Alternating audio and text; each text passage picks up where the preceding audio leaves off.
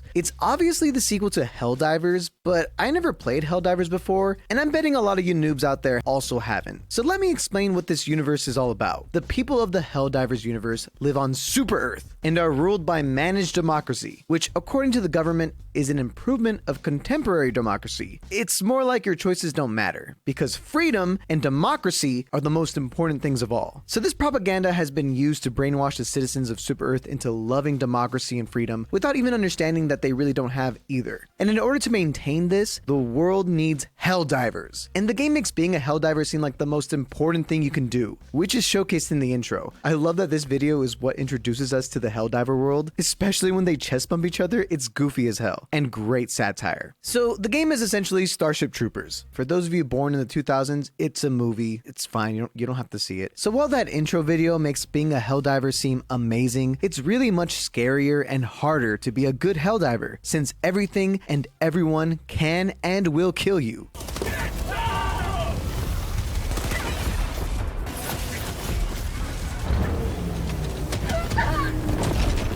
But your death will be towards spreading democracy to the galaxy. And who exactly is the enemy? Well, it's bugs and cyborgs. Apparently in the first game, there was also this faction called Illuminates, which I've heard are scary as hell, but they're not in this game. Yet. There is a lot more lore and story, but that stuff's for nerds. I know what you want to do is become a true Helldiver. So let's talk about the gameplay, shall we?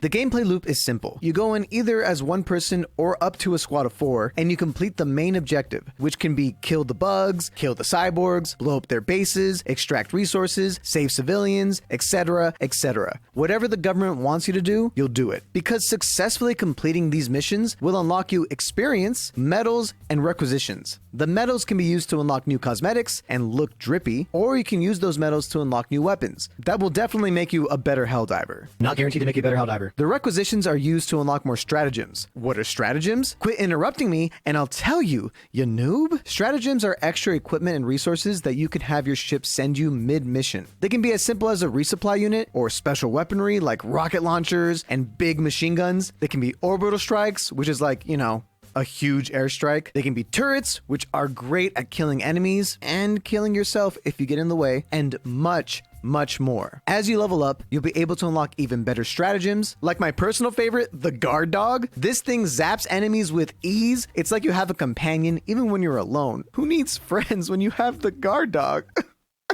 Most missions will have side objectives like fixing satellites and stuff, and hidden loot that will grant you even more experience. In these hidden loot areas, you can find more requisitions, science samples, and super credits. The science samples are extra currency to unlock ship upgrades, and the super credits help you unlock premium war bonds. You can also buy super credits with real money, but come on, you already spent $40 on this game. Just unlock them naturally. It's not that hard. You can change the difficulty of the game to do even harder missions, and you will be rewarded with extra experience and freedom vouchers and morality monies, which get you the best upgrades in the game. But you're just starting. Don't get ahead of yourself. Trust me, hard is hard. They do not baby you in this game. Because while I did mention that everything can and will kill you, and I mean everything, you don't have unlimited lives, which are called reinforcements. And if they run out, you will fail the mission and you won't earn any of the stuff you collected. It's a huge waste of time. So trust me, take it slow. You will eventually get to the point where you can play crazy difficulties. I promise. So that's the gameplay loop in a nutshell. You go in, kill some baddies, blow up some stuff, find hidden loot, and extract and win. Then you rinse and repeat over and over again until you're ready to do even harder missions. Then you'll look even cooler and your loadout will become insane. Like you'll have a nuke at your fingertips. Because why not? There's obviously a lot I didn't go over, but I will discuss this game in a little more detail with the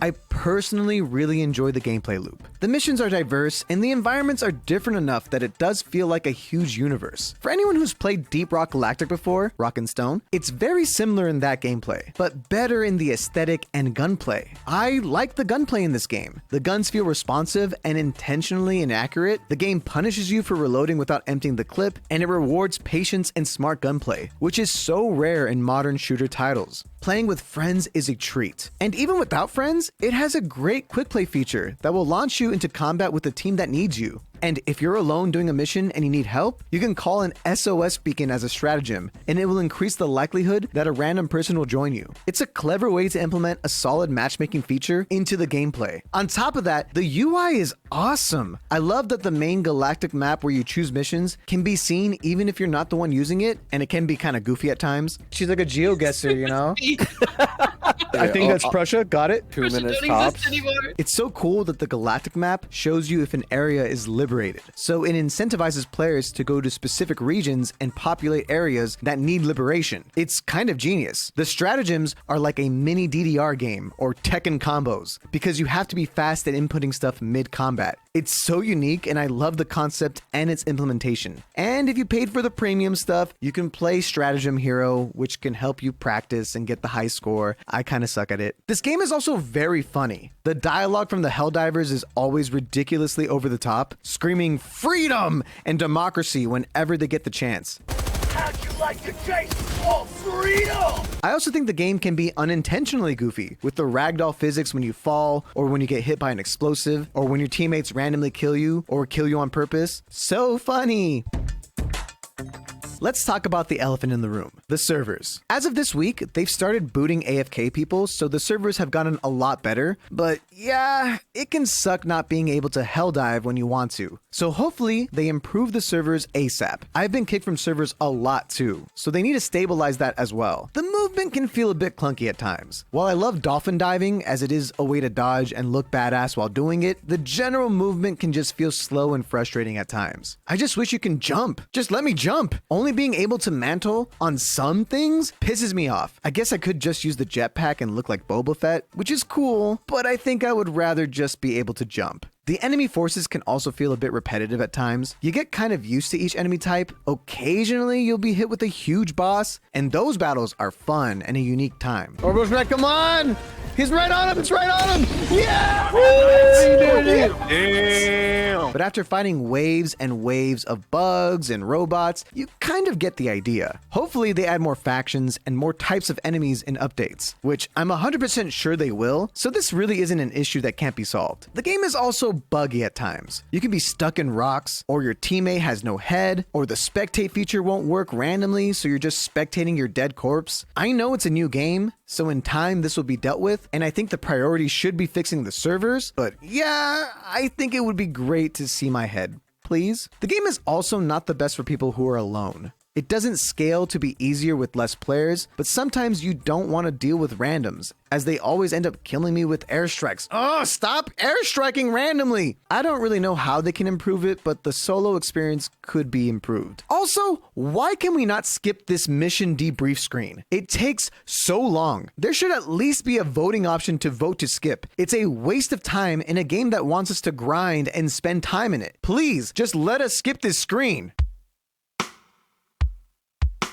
For $40, this is easily my favorite new game of 2024, and it might very well be the best one. It has a ton of potential and is a breath of fresh air in the shooter market, allowing for us to cooperate as a unit over trying to kill each other. It's nice to not be in a sweaty competitive environment for once. So I will be giving Helldivers 2 a 9 out of 10. Even with its flaws, its gameplay, graphics, and overall vibe are exactly what I've been waiting